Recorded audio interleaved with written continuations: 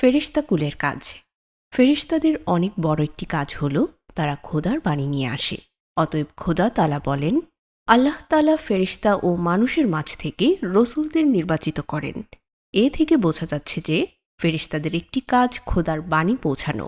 সূরা আল হাজ আয়াত ৭৬। ফেরেশতাদের দ্বিতীয় কাজ প্রাণ বের করা বা রূহ কবজ করা। যেমন খোদা তাআলা বলেন, অর্থাৎ মৃত্যুর ফেরেশতা তোমাদের রূহ কবজ করে যার উপর তোমাদের প্রাণ বের করে নেবার দায়িত্ব ন্যস্ত করা হয়েছে। অতঃপর তোমরা নিজ প্রতিপালক প্রভুর দিকে প্রত্যাবর্তিত হবে। সূরা আস-সাজদা আয়াত ১২।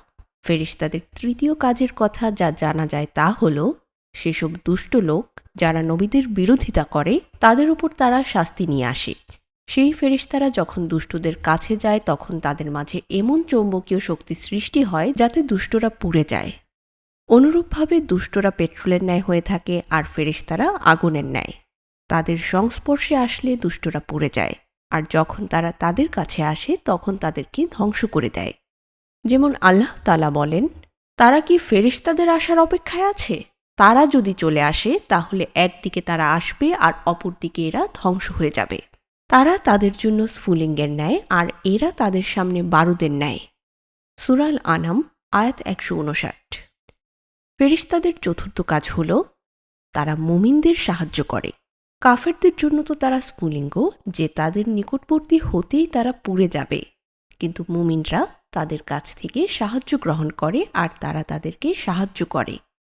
অতএব খোদা তাআলা বলেন, অর্থাৎ এমন মানুষ যারা বলে আল্লাহ আমাদের প্রভু প্রতিপালক, আর এরপর তারা এর ওপর দৃঢ়ভাবে প্রতিষ্ঠিত হয়ে যায় এবং কোনো জিনিস তাদেরকে তা থেকে বিচ্যুত করতে পারে না, তাদের প্রতি ফেরেশতারা অবতীর্ণ হয়।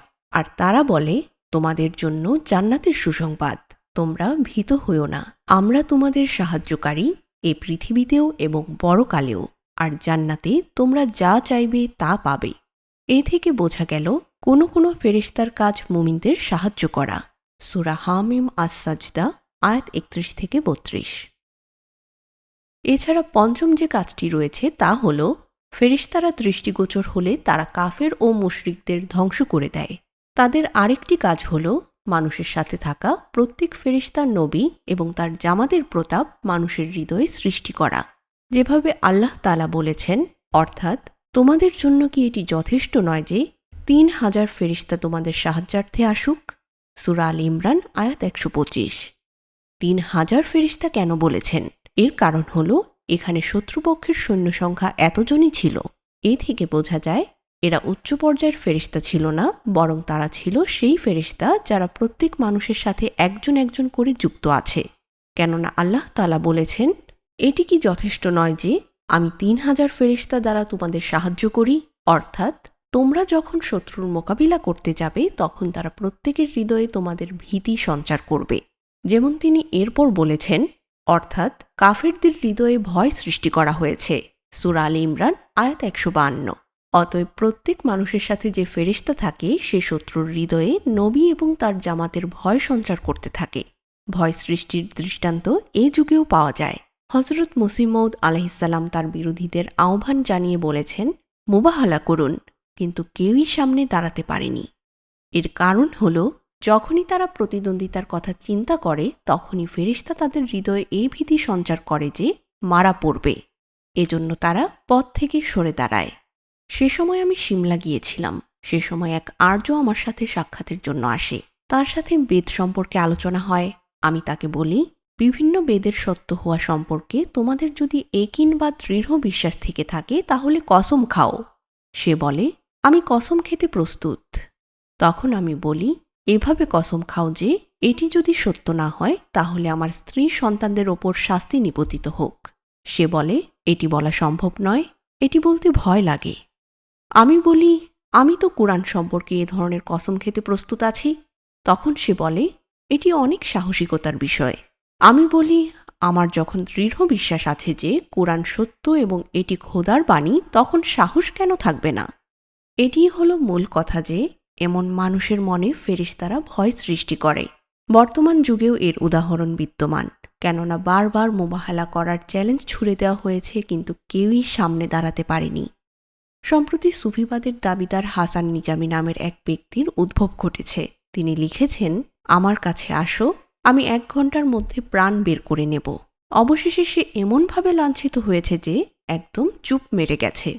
এরপর দেওবন্দীদের দেখুন, তারা কত বিজ্ঞাপন লিখছে ও প্রচার করছে, কিন্তু যখন আমাদের বিজ্ঞাপনের উত্তরই দেয় না, যা কয়েক মাস পূর্বেই প্রচার করা হয়েছে, তা থেকে এটিই স্পষ্ট যে মুবাহালার চিন্তা করলেই তাদের হৃদয়ে ত্রাস ছেয়ে যায়।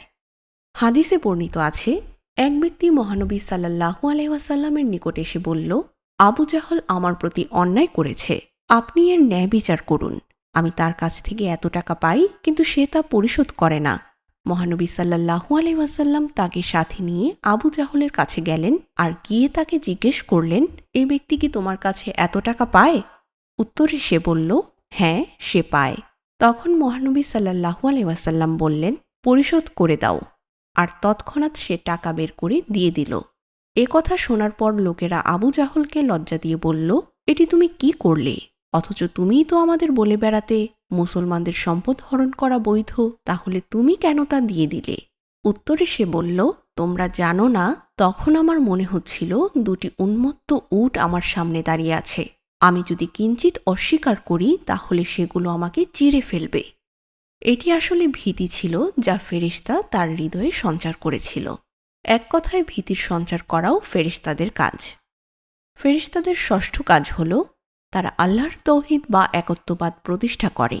অতএব আল্লাহ তাআলা বলেন, আল্লাহ তাআলাও স্বীয় তৌহিদ তথা একত্ববাদের সাক্ষ্য প্রদান করেন আর ফেরেশতারাও সাক্ষ্য দেয়। সূরা আলে ইমরান আয়াত 19। কাজেই ফেরেশতারা একত্ববাদ প্রমাণের জন্য উপকরণ সরবরাহ করে। ফেরেশতাদের সপ্তম কাজ হল, তারা নবীদের সত্যতা তুলে ধরে। মানুষ নবীদের মিথ্যা প্রতিপন্ন করে, কিন্তু তারা হৃদয়গুলোতে এই চিন্তাধারার উদ্রেক ঘটায় যে ইনি মিথ্যা নবী নন। অতএব আল্লাহ তাআলা বলেন, খোদা সাক্ষ্য দেন, তোমার প্রতি যা কিছু অবতীর্ণ করা হয়েছে তা আমার পক্ষ থেকে, আর ফেরেশতারাও সাক্ষ্য দেয়।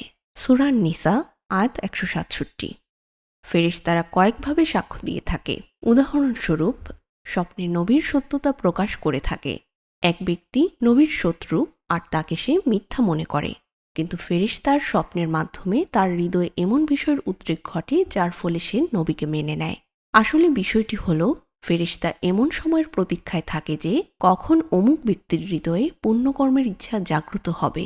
আর প্রত্যেক মানুষের জীবনেই এমন সময় আসে, সে আবু জাহল হোক বা ফেরাউন।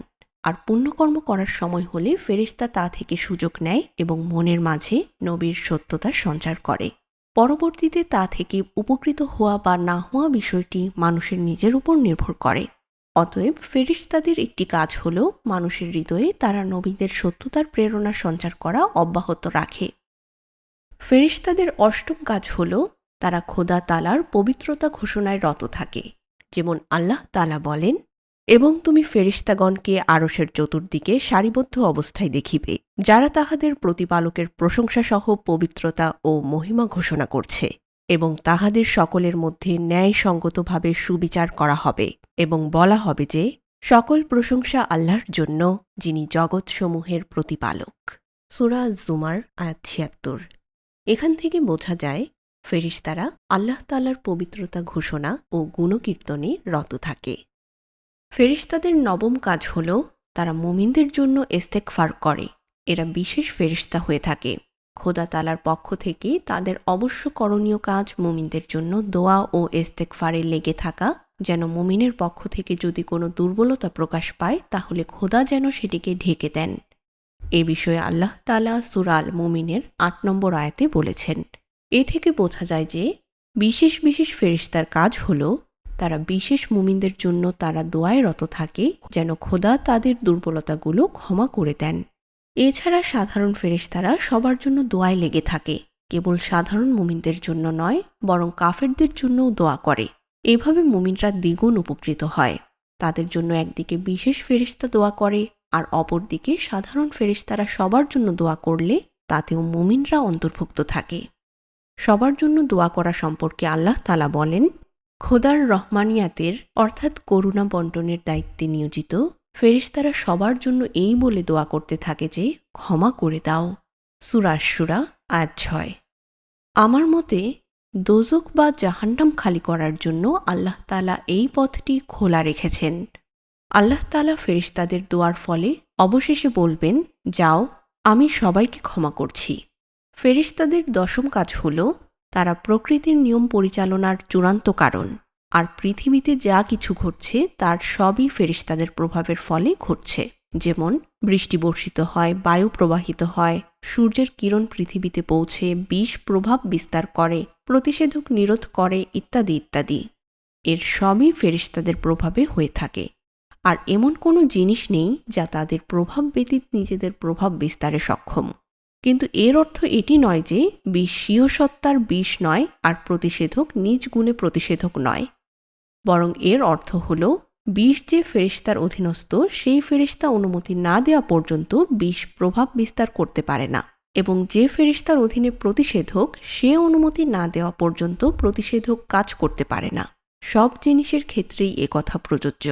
যেমন পবিত্র কুরআনের বিভিন্ন স্থানে উল্লেখ রয়েছে যে বৃষ্টিবর্ষণ, তুফান সৃষ্টিসহ আরও অনেক কাজ ফেরেশতাদের হাতে ন্যস্ত রয়েছে। এটি একটি দীর্ঘ বিষয়, আর এ ধরনের অনেক উদাহরণ পাওয়া সম্ভব।